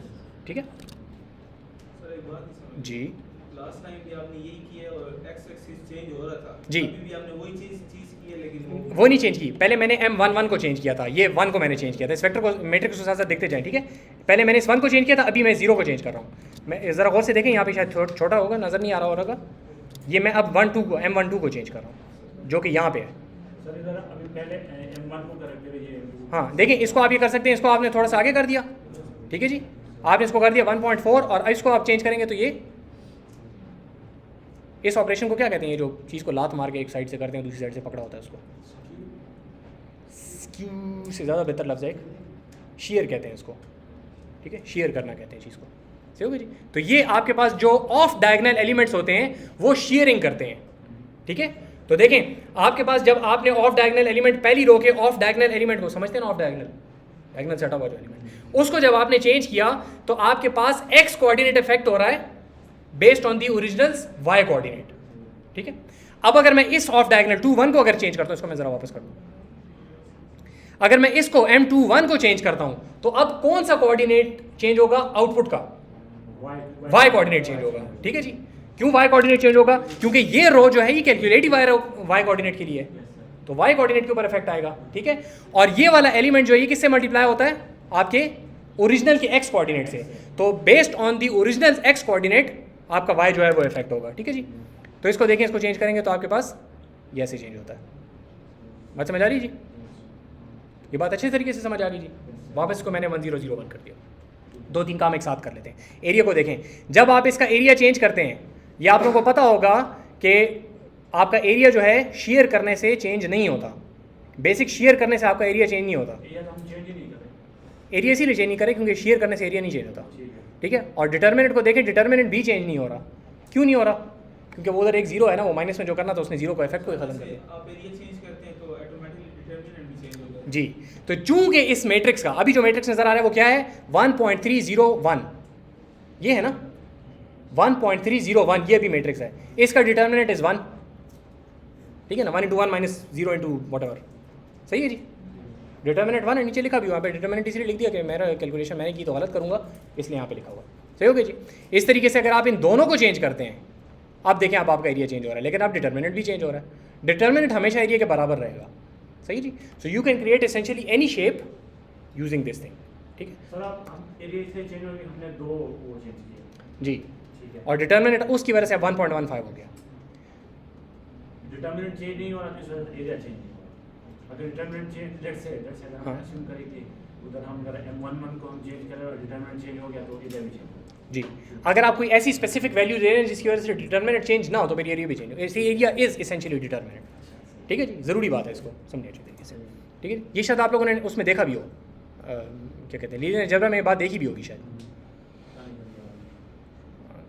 वो तो सेमेस्टर ख़त्म होता है तो भूली होती है फिर सारी की सारी। Okay, so this is your vector. यहाँ पे ज़रा एक बात अच्छे तरीके से देखें, तो वो जो रखेंगे, अच्छा ये बात थोड़ी सी अभी एक अजीब सी होने लगी है, बात देखें। I am going to set this to M1 = 2, specific values रख रहा हूँ, अच्छा एक खास वजह से रख रहा हूँ। देखें M22 इज ऑल्सो 2, थोड़ा सा मैं इसको इधर कर लूँ। This is going to be 0.8 and this is also going to be 0.8, ठीक है जी। समझ आ गई बात कीजिए, नज़र आ गया। ये मैंने स्पेसिफिक वैल्यूज़ दिए, किस वजह से लिए अभी बताता हूँ थोड़ी देर में, ठीक है। इसका डिटर्मिनेंट है 3.36 और इसका एरिया भी 3.36 है, सही है जी। इसमें आप देख सकते हैं कि ख़ास काम हो रहा है। ये मैंने स्पेसिफिक वैल्यूज़ क्यों ली हैं, पॉलीगॉन को भी हटाएं और ये हटाऊंगा तो आपको पता चलेगा मैं क्या कह रहा हूँ। लेकिन ये देखें, W कहाँ पे है, वहीं पे।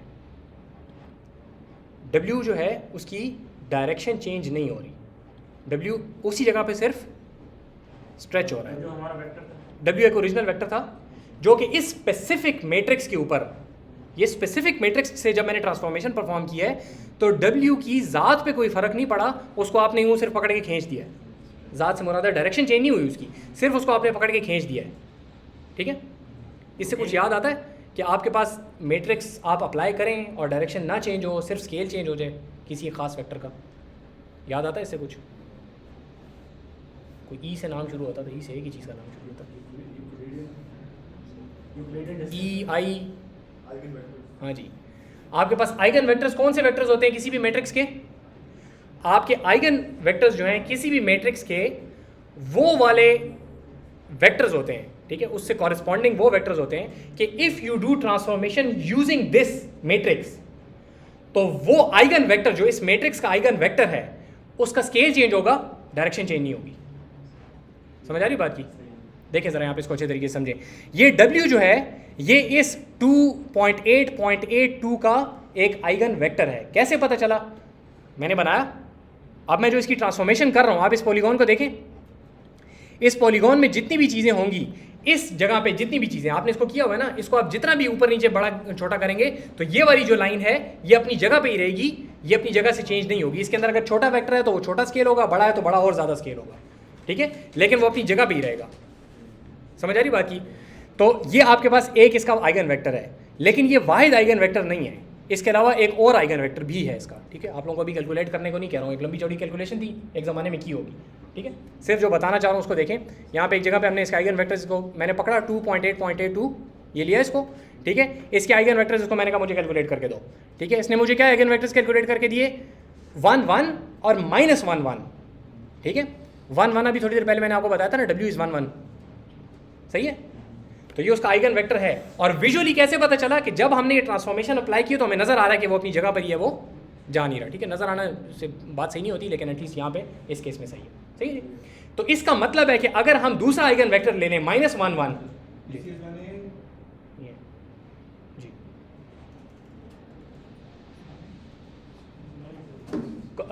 कौन से बैच के? नहीं, आप लोग नहीं, ये सीनियर। अभी भाग जाएंगे फास्ट से कि ये क्या हो रहा है यहाँ, सही है। चुप।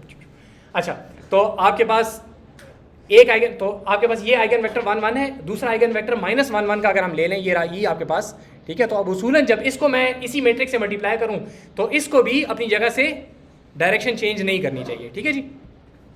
तो ये आपके पास इतना स्केल हो रहा है। ई प्राइम को देखिए कितना स्केल हुआ है, थोड़ा सा स्केल हुआ है, सही है। और ये कितना स्केल होता है आप लोगों को पता होगा, वो इससे पता चलता है, ठीक है, आइगन वैल्यू से। 14/5 एंड 6/5। तो पहला वाला 14/5 स्ट्रेच हो रहा है, विच इज़ स्लाइटली लार्ज, और 6/5 थोड़ा सा स्ट्रेच हो रहा है। तो W जो है वो अपनी जगह से यहाँ तक गया है, ठीक है जी। W को देख लें, W तकरीबन 16/5 गया है, और E जो है आपके पास 14/5 और 6/5, ठीक है जी। समझ आ रही है? तो आइगन वेक्टर्स आपके पास ये चीज़ें आपको बताते हैं कि ये आपके पास वेक्टर जो है, ये वेक्टर अगर आप इसके ऊपर मल्टीप्लाई करेंगे, ये मैट्रिक्स अगर आप मल्टीप्लाई करेंगे इसी वेक्टर के साथ, तो result is the same as multiplying the scalar, ठीक है। ये बात तो ऑब्वियस, ये तो आइगन वेक्टर की डेफिनेशन है ना, कि multiplying this matrix with any vector is the same as multiplying this scalar with that vector. ये तो आइगन वैल्यू की डेफिनेशन है ना, बात सही है कि नहीं है, ठीक है। तो ये बात समझे, इसकी ज़रूरत क्या है, ये क्यों पढ़ाते हैं आप लोगों को इतना। Eigen vectors are one of those things which are least understood, not mathematically. Calculation तो सीधी सादी आप लोगों को पता है ना, इसको यहाँ रखो, उसको माइनस करो, 0 काटो, 2 छोटा निकल आता है, ठीक है। बड़ी इज्जत से निकल आता है, जिसका निकलना होता है, जिसका नहीं निकलता वो नहीं निकलता, ठीक है। वो डिटर्मिनेंट का एक मसला है ना, ठीक है, जिसका नहीं निकल सकता वो मसला जी का होता है। एनीवे, आइगन वेक्टर किस वेक्टर को कहा जाता है? किसी मैट्रिक्स से एसोसिएटेड होता है ना, क्योंकि ट्रांसफॉर्मेशन की बात हो रही है कि जब आप ट्रांसफॉर्मेशन करेंगे तो ये वेक्टर अपनी जगह से कहीं नहीं जाएगा, स्ट्रेच होगा, हिलेगा नहीं जगह से, ये बात है ना, ठीक है। ये मुझे बताएं, ये जो मैं यहाँ पे ट्रांसफॉर्मेशन कर रहा हूँ, ये मैंने आपको एक मैट्रिक्स दिया है, cos t sin t sin t cos t, इसमें t की वैल्यू -1.6 है। मुझे बताएं इसका आइगन वेक्टर क्या है?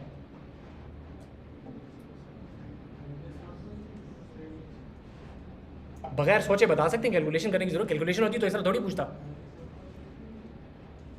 ये मैट्रिक्स क्या करता है? It rotates by what ever degrees, सही है ना। पूरे प्लेन को रोटेट करेगा ना, कोई वेक्टर बच तो नहीं सकता ना जो कि रोटेट ना हो, अदर देन दी ऑरिजिन। ऑरिजिन को छोड़े, ऑरिजिन आपको पता है उसको हम नहीं देखते, ऑरिजिन जगह पे रहेगा, बाकी पूरी की पूरी चीज रोटेट होगी। तो आप देख के ही कह सकते हैं कि इसका कोई आइगन वेक्टर नहीं है। तो जो रोटेशन वाली चीजें होती है ना, जो मैट्रिसेस रोटेशन परफॉर्म करते हैं, प्योर रोटेशन, ठीक है। और जाहिर बात है जब एक बेसिस वेक्टर को करेंगे तो पूरे प्लेन को करेंगे, ये बात तो पुरानी है ना। तो जो रोटेशन परफॉर्म करते हैं उनके आइगन वेक्टर्स नहीं होते, और जरूरी नहीं कि जिसका आइगन वेक्टर ना हो उसका रोटेशन वाली बात हो, लेकिन एटलीस्ट रोटेशन वाला आपको ये वाला जो स्पेसिफिक है इसका पता चल गया इसका आइगन वेक्टर नहीं है, ठीक है। आइगन वेक्टर्स पढ़ते क्यों है इस बात को जरा समझ लें यहाँ पे। इसके बाद एक छोटी सी बात करके बात खत्म करूँगा, लेक्चर थोड़ा लंबा भी हो गया।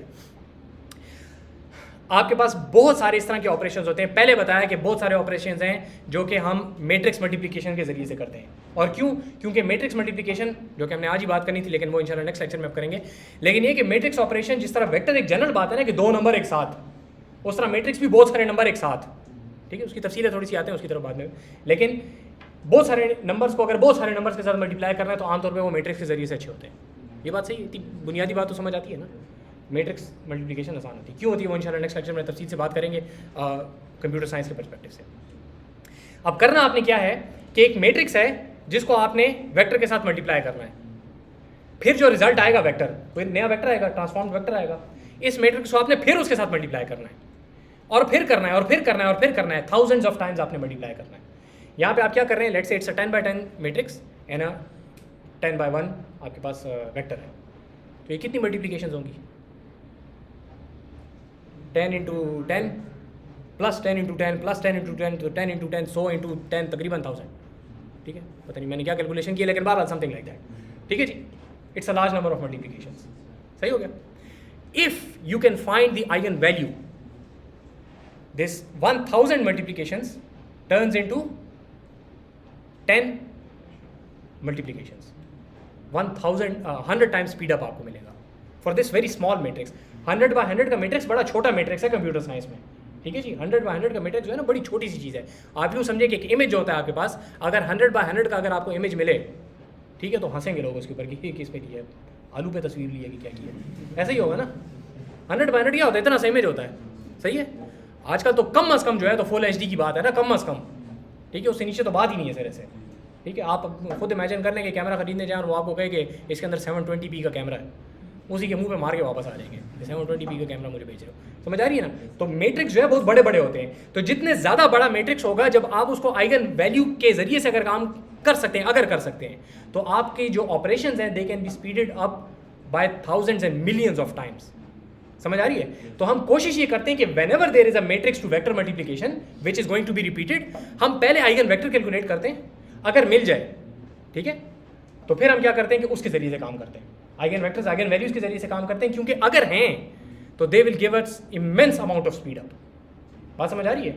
और ये रिपीटेडली आपके इस्तेमाल होते हैं, आप लोगों ने देखा होगा, देखा तो नहीं होगा शायद, जाके देख लें, गूगल का जो सर्च का एल्गोरिथम है वो यही करता है ना आपके पास कि ये वाला पेज है जो ओरिजिनल पेपर जो उनका पब्लिश हुआ था पेज रैंक के नाम से 96 का, ये पेज जो है इसको लिंक कर रहा है और ये पेज इसको लिंक कर रहा है और ये पेज इसको लिंक कर रहा है, तो जो लिंक कर रहे होते हैं उनके लिए एक मैट्रिक्स बनाते हैं और वहाँ पे 1 1 1 1 लिख देते हैं, ये उसको लिंक कर रहा है और ये उसको लिंक कर रहा है और ये उसको लिंक कर रहा है, इस किस्म की बात होती है, ठीक है, आगे कहीं पे आ जाएगी। उस मैट्रिक्स को लेके वो एक चीज़ के साथ मल्टीप्लाई करते हैं और इतना दफ़ा मल्टीप्लाई करते हैं कि वो मैट्रिक्स हिलना बंद हो जाए, ठीक है। तो इसेंशियली उनकी जो ओरिजिनल इंप्लीमेंटेशन थी वो आइगन वेक्टर्स के ऊपर थी। ये पूरा जो आपका गूगल खड़ा हुआ है ना, ये आइगन वेक्टर्स और आइगन वैल्यूज़ के ऊपर खड़ा हुआ है, ओरिजिनल जो उनका पेपर था। बिल्कुल बिल्कुल बिल्कुल जी, ठीक होगी जी, बात समझ आ गई है। एक फाइनल यहाँ पे बात देख लें, वो करके बस बात को ख़त्म करते हैं। क्या जी, फाइंड कैसे करेंगे वो तो लीनियर अलजेब्रा में की होगी ना, तो आई अस्यूम कि आपको याद होगी, अगर नहीं याद तो essentially what you do is you do this, take this definition, आप कहते हैं कि ये matrix M if I multiply it with this vector V it should end up with lambda V, ये इक्वालिटी आपने बना ली, फिर इसके अंदर चीज़ों को डालते हैं और काटा पीटी करते हैं तो निकल आता है, ठीक है। मैंने बेड़ा गर्क कर दिया है उसका, लेकिन इसेंशियली यही होता है। और इक्वेशंस को लिखते हैं और उनको काटना शुरू कर देते हैं ना, बस, और तो कुछ नहीं होता इसके अंदर। अच्छा, लीनियर नहीं पड़ी, क्यों नहीं पड़ी अभी तो, anyway it's not complicated mechanically. आपसे जो कागज़ पे करवाया जाएगा ना, ये ज़रा बात को समझें, जो कागज़ पे आपसे करवाया जाएगा ना वो 2 by 2 3 by 3 से ऊपर का आइगन वैल्यूज आइगन वेक्टर्स नहीं करेंगे, और अगर उससे बड़ा करना है ना तो इस तरह निकालते हैं, जियोजेब्रा पे जाते हैं, यहाँ पे वेक्टर लिखते हैं, उसको कहते हैं आइगन वैल्यूज आइगन वेक्टर्स बने देंगे, ये अच्छा तरीका है ना। ओके, सही है। तो ये बात ज़रा यहाँ पे देखें, एक फाइनल चीज़ करके मैं बस इस बात को ख़त्म कर रहा हूँ, वो ये है कि आप लोगों ने देखा होगा कि कुछ आपके पास ऐसे मैट्रिसेस होते हैं जिनके, ये नाम अभी तक मैंने नहीं लिया, ज़रा सा इससे लोगों को एलर्जी होती है, ज़रा बात को समझें। कुछ ऐसे मैट्रिसेस होते हैं जिनका इन्वर्स नहीं निकलता, होते हैं ना, सही है। कुछ ऐसे मैट्रिक्स होते हैं जिनका इन्वर्स नहीं निकलता। इन्वर्स का मतलब क्या है आप लोग को पता है? हाँ, आसान, मैं गरीब आदमी हूँ, मुझे ज़रा आसान अल्फाज में समझाएं कि matrix is a transformation which takes a vector V into V prime. Inverse is जो कि इसका ऑपोजिट करता है, अगर आप उसको V प्राइम दें वो V बना देगा वापस, सही है जी, बात समझ आ रही है। तो आपने कोई ऐसी चीज़ ली है कि आप उसको जब इस मैट्रिक्स से वो वहाँ जाता है तो उसी मैट्रिक्स का इनवर्स इसको वापस लेके आएगा, सही है। तो इस मैट्रिक्स का अगर आप इन्वर्स निकालें, जो कि मेरा ख्याल है शायद मैंने यहाँ पे नहीं निकाला हुआ, लेकिन अगर आप इसका इन्वर्स निकालें तो आपको वो मैट्रिक्स मिल जाएगा जिसको अगर आप v प्राइम से मल्टीप्लाई करेंगे तो वो v बना देगा उसे, w प्राइम से मल्टीप्लाई करेंगे तो w बना देगा, वापस ले जाएगा उसको। ये बात सही है जी? तवज्जो रखें ज़रा यहाँ पे। मैं काम करने लगा हूँ कि मैं इसके डिटर्मिनेंट को करने लगा हूँ 0, ठीक है? सही है, डिटर्मिनेंट क्या हो गया? 0। देखें हुआ क्या है इससे, ये एरिया था आपके पास, जब डिटर्मिनेंट 0 हुआ तो नया एरिया क्या होगा? 0। Everything that was in this whole quadrant that has gone to this one vector. Area 0 है ना, इसका मतलब है कि it's no longer a plane, it's now a line. अब आप मुझे बताएं, ये सारे के सारे वेक्टर्स यहां पे आ गए हैं, इनको अगर मैं कहूं कि मुझे कोई ऐसा मैट्रिक्स बताएं जिनको उनकी ओरिजिनल जगह पे ले जाए, कोई हो सकता है? इनवर्स इसका अगर आप निकालेंगे तो ये सारे वेक्टर्स तो यहीं पे, इनको एक दूसरे से डिफरेंशिएट किस तरह करेंगे? अब तो नहीं हो सकते ना, जब थोड़ी सी भी जगह थी तो हाँ भाई इसको वहां ले जाओ, उसको वहां ले जाओ, आप कर सकते थे, लेकिन जब सारे के सारे एक लाइन पे आ गए तो अब आप इसका इन्वर्स नहीं निकाल सकते। बात समझ आइए? You have essentially gone from a 2 dimensional space to a 1 dimensional space. 1 dimensional space से आप वापस 2 डायमेंशनल स्पेस पे नहीं जा सकते, because the information is now lost. जब डिटर्मिनेंट 0 होता है तो इन्वर्स इसलिए नहीं निकाल सकते। बात समझ आ गई जी? ठीक है, समझ आइए? तो ये सारी चीज़ें आपस में रिलेटेड हैं और ये इसी तरह के छोटे छोटे 2-3 कॉन्सेप्ट्स हैं। आप लोग मशीन लर्निंग में आगे जाके पढ़ेंगे, तवज्जो से सुने ज़रा, मशीन लर्निंग में इस कॉन्सेप्ट को समझें। ये आगे जाके आप पढ़ेंगे मशीन लर्निंग में कि आपके पास कुछ ऐसे मॉडल्स होते हैं जो कि आपकी लार्जर स्पेस से छोटी स्पेस में उसको लेके जाते हैं, ठीक है जी, और फिर उस छोटी स्पेस से वापस लार्ज स्पेस पे उसको ले जाने की कोशिश करते हैं। आजकल बहुत बड़े बड़े मशीन लर्निंग के लेटेस्ट जो मॉडल्स हैं वो इस आर्किटेक्चर पे काम कर रहे हैं कि you go from a let's say a million dimensional space into a 4 dimensional space, million to 4, और फिर कहते हैं इस 4 से वापस वो मिलियन बनाओ, ठीक है? तो वहां पे आपको ये रियलाइज करना चाहिए कि जब आप 4 से वापस मिलियन बनाएंगे तो अपनी तरफ से गोल डालेंगे तो बनेगी, वरना नहीं बनती। इंफॉर्मेशन नहीं है। 1D स्पेस से 2D स्पेस में आप नहीं जा सकते। मैं आपको कहूँ ये इसका एरिया है, इसकी हाइट विड्थ मुझे वापस निकाल के दें। हाइट विड्थ से एरिया निकाल सकते हैं, एरिया से हाइट विड्थ नहीं निकाल सकते। You can give me some possibilities, ठीक है? इतना हो सकता है, ऐसे बड़ा हो सकता है, ऐसे बड़ा हो सकता है, एंड एवरीथिंग इन बिटवीन, लेकिन एग्जैक्ट रिजल्ट नहीं दे सकते। बात समझ आएगी जी? आज के लिए काफ़ी है, कोई सवाल हो तो पूछे। हम वापस न्यूमेरिकल पे आ जाएंगे। अच्छा ठीक है, खैर है, कोई मसला नहीं है, ये लीनियर ख़त्म हो जाएगी, न्यूमेरिकल पे आ जाएंगे, लेकिन यही चीज़ें जो हैं आपकी आगे जाके कंप्यूटेशन में हम इनको इस्तेमाल करते हैं। वहाँ पे फिर हम सिर्फ इतना कहेंगे कि ये आइगन वैल्यू है, बस चलो आगे चलो, ठीक है, या ये इसका इन्वर्स है, बस, ठीक है जी? सवाल है तो पूछे, और नहीं है तो शुक्रिया।